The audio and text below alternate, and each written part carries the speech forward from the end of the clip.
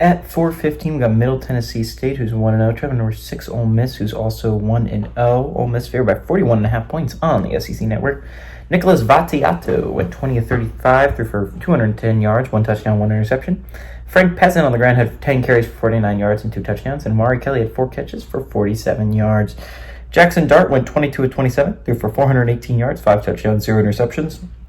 Matt Jones had 3 carries for 68 yards and 2 touchdowns, and Trey Harris had 8 catches for 179 yards and 2 touchdowns. Ole Miss is 1-0 against Middle Tennessee State all time. They played in 2001, and Ole Miss won 45-17 at Ole Miss.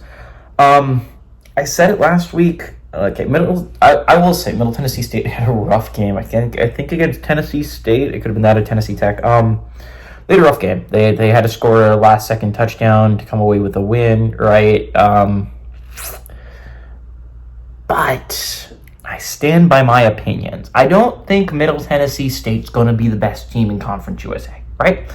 I don't even think they're the second best team in Conference USA. But if I had to pick a team that on its best day can absolutely give Liberty a game, it would be Middle Tennessee State, because Middle Tennessee State has an offense. And not many teams in Conference USA can say that. We're going to talk about New Mexico State later, but they don't really have one.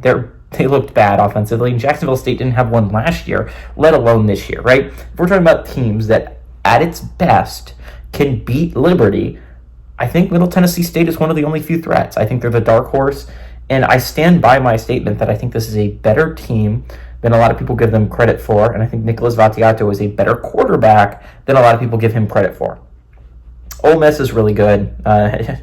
I use this as a chance to say all my things about Middle Tennessee State, but Ole Miss is a really good football team, guys. I don't know if you know this, but the Rebels, they absolutely look like a playoff team early on. I don't know who's going to beat them for at least a little bit. They play Wake at some point. That's probably not going to go well for the Deeks. We're going to talk about that a little bit later, but Jesus, man, this could be a really good Rebels team, right? The Rebs looks good. This looks like a playoff team. This looks like probably one of, if not the best offense in all of the SEC.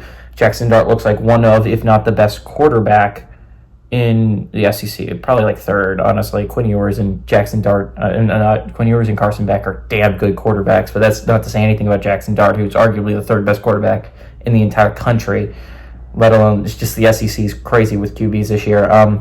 Ole Miss is really good.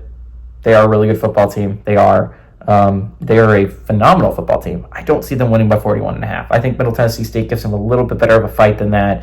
I don't think they win. Middle Tennessee State even comes close. I think they lose by like 30 or something like that. But 41.5 seems like a lot of points. Give me Ole Miss to win outright, but Middle Tennessee State to cover the spread.